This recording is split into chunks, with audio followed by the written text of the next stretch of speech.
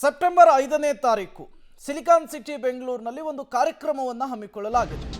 ಈ ಕಾರ್ಯಕ್ರಮಕ್ಕೆ ಈಗ ವ್ಯಾಪಕ ಆಕ್ರೋಶ ವ್ಯಕ್ತವಾಗ್ತಾ ಇದೆ. ಅಂತಾರಾಷ್ಟ್ರೀಯ ಮಿಲಾದುನ್ನಬಿ ಕಾನ್ಫರೆನ್ಸ್ ಇದು. ಸಚಿವ ಜಮೀರ್ ಅಹಮದ್ ಖಾನ್ ನೇತೃತ್ವದಲ್ಲಿ ನಡೀತಾ ಇರುವಂತಹ ಕಾರ್ಯಕ್ರಮ. ಈ ಕಾರ್ಯಕ್ರಮದಲ್ಲಿ ಇಸ್ಲಾಂ ರಾಷ್ಟ್ರಗಳ ಧರ್ಮ ಪ್ರಚಾರಕರು ಭಾಗಿಯಾಗ್ತಾ ಇದ್ದಾರೆ. ಟೂರಿಸ್ಟ್ ವೀಸಾ ಪಡೆದವರು ಧರ್ಮ ಪ್ರಚಾರವನ್ನು ಮಾಡೋದಕ್ಕೆ ಅವಕಾಶ ಇಲ್ಲ. ಆದರೆ ಧರ್ಮ ಪ್ರಚಾರಕ್ಕೆ ಅವಕಾಶ ಕೊಟ್ಟಿದ್ದಕ್ಕೆ ವ್ಯಾಪಕ ವಿರೋಧ ವ್ಯಕ್ತವಾಗ್ತಾ ಇದೆ.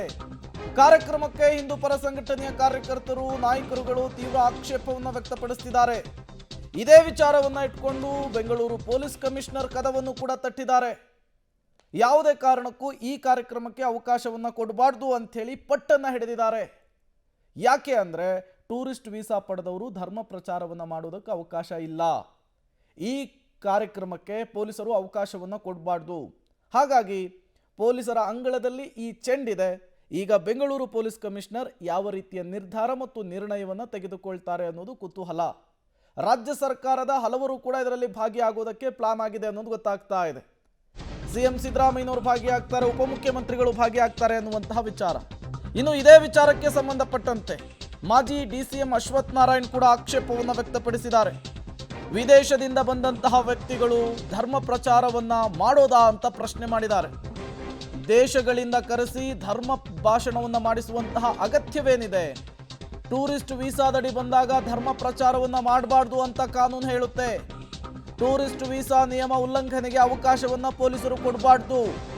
ಮಾಜಿ ಡಿಸಿಎಂ ಅಶ್ವಥ್ ನಾರಾಯಣ್ ಬೆಂಗಳೂರಿನಲ್ಲಿ ನಡೀತಾ ಇರುವಂತಹ ಸಮಾವೇಶದ ಕುರಿತು ಮಾತನಾಡಿದ್ದು ಹೀಗೆ.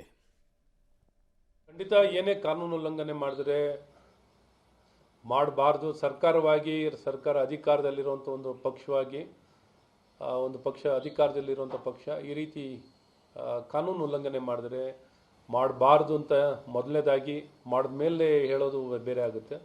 ಮಾಡೋ ಮುಂಚೆನೇ ಮುನ್ನೆಚ್ಚರಿಕೆಯನ್ನು ಇವತ್ತೆಲ್ಲ ರೀತಿ ಮಾಧ್ಯಮದಿಂದ ಈ ಥರ ಎಲ್ಲ ವ್ಯಕ್ತಿಗಳು ಈಗಾಗಲೇ ಸರ್ಕಾರಕ್ಕೆ ಮನವರಿಕೆ, ತಿಳುವಳಿಕೆ, ಕಿವಿ ಮಾತನ್ನು ಈಗಾಗಲೇ ಸಾಕಷ್ಟು ಹೇಳಿದ್ದಾರೆ. ನಾನು ಸಹ ಈ ಸಂದರ್ಭದಲ್ಲಿ ಹೇಳೋಕ್ಕೆ ಇಷ್ಟಪಡ್ತೀನಿ, ಈ ರೀತಿ ನಿಮ್ಗೆ ಯಾವುದೋ ವಿದೇಶದ ವ್ಯಕ್ತಿಗಳು ಬಂದು ಇಲ್ಲಿ ಬಂದು ಭಾಷಣ ಮಾಡೋವಂಥದ್ದು ಸರಿದೂಗಲ್ಲ. ಯಾವ ಕಾನೂನಲ್ಲಿ ಅವಕಾಶ ಇಲ್ಲ, ಅದನ್ನು ಮಾಡಿಕೊಡ್ಬೇಡಿ ಅಂತ ಭಾಳ ಸ್ಪಷ್ಟವಾಗಿ ಹೇಳೋಕ್ಕೆ ಇಷ್ಟಪಡ್ತೀನಿ. ಇಂಥ ಏನೇ ಪ್ರಯತ್ನ ಮಾಡಿದ್ರು ನಾವು ಖಂಡಿತ ಬಿಡೋಲ್ಲ ಅಂತಲೂ ಈ ಸಂದರ್ಭದಲ್ಲಿ ಭಾಳ ಸ್ಪಷ್ಟವಾಗಿ ಮತ್ತಷ್ಟು ಡೀಟೇಲ್ಸ್ ಅನ್ನು ಕೊಡ್ತಾರೆ ನಮ್ಮ ಪ್ರತಿನಿಧಿ ರಾಘು. ನೇರ ಸಂಪರ್ಕದಲ್ಲಿ ಜಾಯ್ನ್ ಆಗಿದ್ದಾರೆ. ರಾಘು, ಮಿಲಾದುನ್ನಬಿ ಕಾರ್ಯಕ್ರಮ, ಈ ಕಾರ್ಯಕ್ರಮ ಆಡಳಿತ ಪಕ್ಷ ಮತ್ತು ವಿಪಕ್ಷಗಳ ನಡುವೆ ಸಂಘರ್ಷಕ್ಕೆ ಮತ್ತೊಂದು ವೇದಿಕೆಯನ್ನು ಸೃಷ್ಟಿ ಮಾಡಿಕೊಳ್ಳುವ ಎಲ್ಲ ಚಾನ್ಸಸ್ಗಳು ಕೂಡ ಕಾಣಿಸ್ತಾ ಇದೆ. ಏನಿದು ಕಾರ್ಯಕ್ರಮ? ಪೊಲೀಸರು ಪರ್ಮಿಷನ್ ಕೊಟ್ಟಿದ್ದಾರಾ? ಏನು ಡೀಟೇಲ್ಸ್ ಸಿಗ್ತಾ ಇದೆ ರಾಘು ವಿಚಾರಕ್ಕೆ?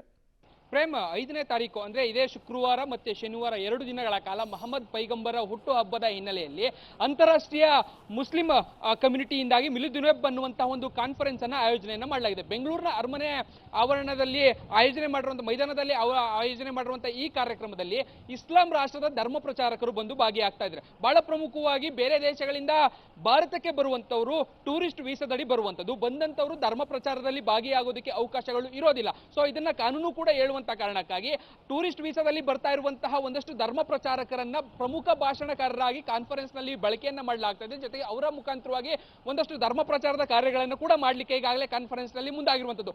ಈ ವಿಚಾರಕ್ಕೆ ಸಂಬಂಧಪಟ್ಟಂತೆ ಅನೌನ್ಸರ್ನ ಕೂಡ ಮಾಡಲಾಗಿದೆ. ಜೊತೆಗೆ ಅವರ ಫೋಟೋಗಳನ್ನ ಹಾಕಿ ಪ್ರಮುಖ ಭಾಷಣಕಾರರು ಅನ್ನುವಂಥ ವಿಚಾರವನ್ನು ಕೂಡ ಹೇಳಲಾಗಿದೆ.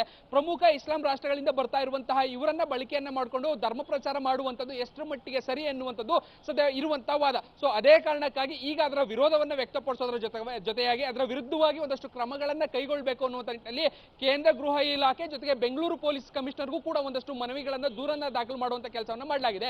ಗಿರೀಶ್ ಭಾರದ್ವಾಜ್ ಅನ್ನುವಂತಹ ವಕೀಲರಿಗೆ ಆಗಲಿ ಸಂಬಂಧಪಟ್ಟಂತೆ ದೂರನ್ನ ದಾಖಲು ಮಾಡಲಿ, ಯಾವುದೇ ಕಾರಣಕ್ಕೂ ಈ ರೀತಿಯಾದಂತಹ ಭಾಷಣಗಳಿಗೆ ಅವಕಾಶವನ್ನ ಕೊಡಬಾರದು ಅನ್ನುವಂಥ ನಿಟ್ಟಿನಲ್ಲಿ ಒಂದಷ್ಟು ಮನವಿಯನ್ನ ಮಾಡಿದ್ದಾರೆ. ಬರುವಂತವರು ಏನಿದ್ದಾರೆ ಅವರು ಕಾರ್ಯಕ್ರಮದಲ್ಲಿ ಭಾಗಿಯಾಗೋದಕ್ಕಷ್ಟೇ ಅವಕಾಶ ಇರುವಂತದ್ದು, ಅದನ್ನ ಹೊರತುಪಡಿಸಿ ಅವರು ಧರ್ಮ ಪ್ರಚಾರವನ್ನ ಮಾಡುವಂಥದ್ದು ಅಥವಾ ಭಾಷಣಗಳನ್ನು ಮಾಡುವಂಥದ್ದಕ್ಕೆ ಅವಕಾಶ ಇರೋದಿಲ್ಲ. ಸೊ ಆ ಕಾರಣಕ್ಕಾಗಿ ಕ್ರಮಗಳನ್ನ ಕೈಗೊಳ್ಳಿ ಅನ್ನುವಂಥ ನಿಟ್ಟಿನಲ್ಲೂ ಕೂಡ ಸದ್ಯ ಗಿರೀಶ್ ಭಾರದ್ವಾಜ್ ಲೆಟರ್ ಅನ್ನ ಬರೆದಿದ್ದಾರೆ. ಸರ್ಕಾರ ಯಾವ ನಿರ್ಧಾರಗಳನ್ನ ಕೈಗೊಳ್ಳುತ್ತೆ ಅನ್ನುವಂಥದ್ದನ್ನ ಕಾದು ನೋಡ್ಬೇಕು. ಇದಾಗಿ ಆಗಿದೆ. ಓಕೆ ಥ್ಯಾಂಕ್ ಯು ರಾಘು ತಮ್ಮೆಲ್ಲ ಮಾಹಿತಿಗಾಗಿ.